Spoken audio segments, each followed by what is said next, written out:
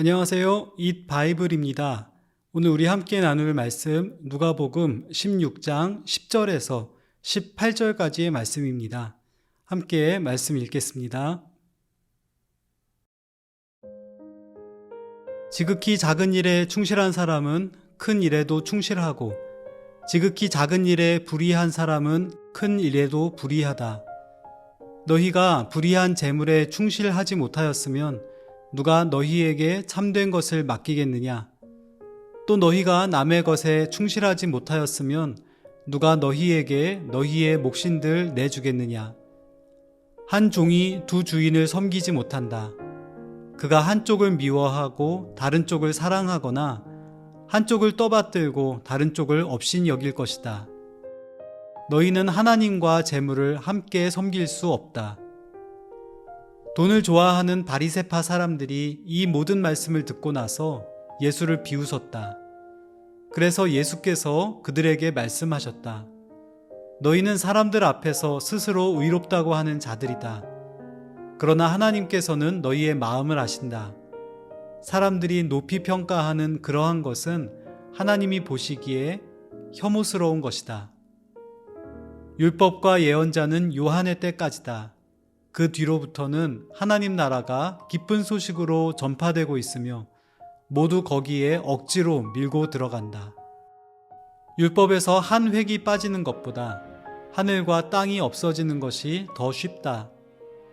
자기 아내를 버리고 다른 여자에게 장가드는 사람은 간음하는 것이며 남편에게서 버림받은 여자에게 장가드는 사람도 간음하는 것이다.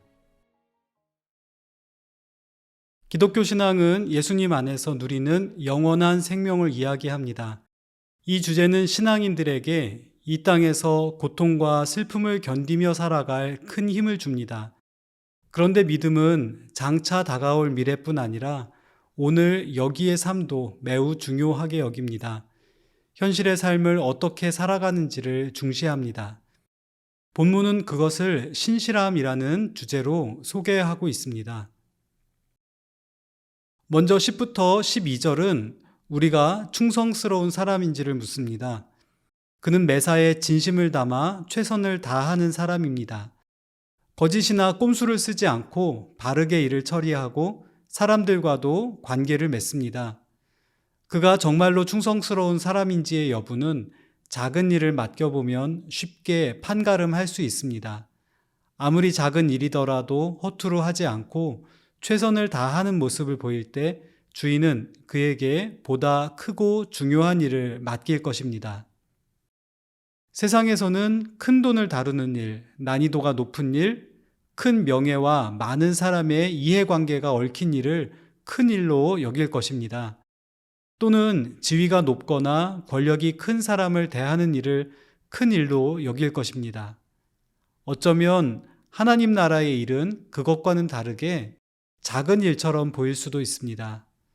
병든 자, 약한 자, 죄인을 찾아다니고 그들의 마음과 필요를 살펴주는 것, 사람들이 싫어하는 자잘한 수고를 하는 것 등입니다. 이 땅의 어두운 곳을 향해 빛을 비추는 일입니다. 이런 일들을 세상 사람들은 작은 일로 하찮게 여깁니다. 그러나 하나님 나라의 가치를 아는 사람들은 이런 일들을 보배처럼 여기며 사명감을 갖고 일합니다. 누구보다 주님이 그렇게 하셨습니다. 우리는 지금 작아 보이는 일을 하고 있지만 하나님의 나라에서 큰 일을 하고 있는 것입니다. 우리가 지금 정성을 쏟고 있는 일이 작은 일이지만 하나님의 시선에서 우리는 큰 일에 신실한 사람입니다.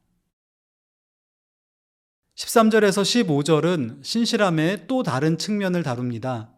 바로 한 주인에게 신실한 모습입니다. 하나님의 나라는 한국이나 미국처럼 가시적인 국가 구분이 아닙니다.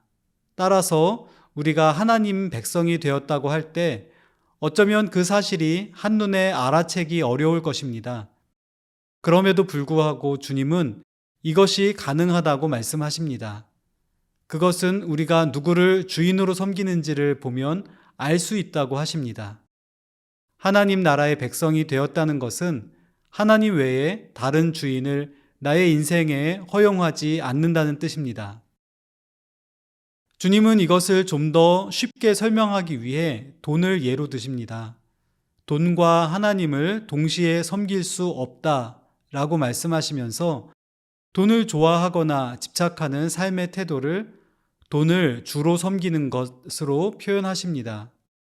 하나님을 가장 열심히 섬긴다고 자부했던 바리새인들이지만 돈의 문제 앞에서는 자유롭지 못했던 것 같습니다. 그들은 주님의 말씀을 귓등으로 들으며 비웃었습니다. 그렇지만 주님은 그들의 삶의 방식에서 하나님을 온전히 의지하거나 그분의 뜻을 최고의 가치로 섬기기 위해 다른 것들을 내려놓는 급진적인 변화가 없는 삶이 두 주인을 섬기는 것, 즉 하나님 나라 가치에 위배되는 삶임을 경고하십니다. 하나님이 그 마음을 아십니다. 나의 삶에는 누가 참 주인으로 자리하고 있습니까? 주님이 말씀하시는 하나님의 나라는 더 이상 언젠가 올 미래형이 아닙니다. 그 나라는 세례 요한을 기점으로 이미 우리의 삶에 폭포수처럼 쏟아져 들어오고 있는 실제 상황입니다. 누구도 이 거대한 물줄기를 되돌릴 수 없습니다. 그러므로 누구를 주인 삼을 것인가? 내가 주님을 위해 작아 보이는 이 일에 충실할 것인가의 문제에 신중하고 책임있게 고민하고 답할 수 있는 우리가 되면 좋겠습니다.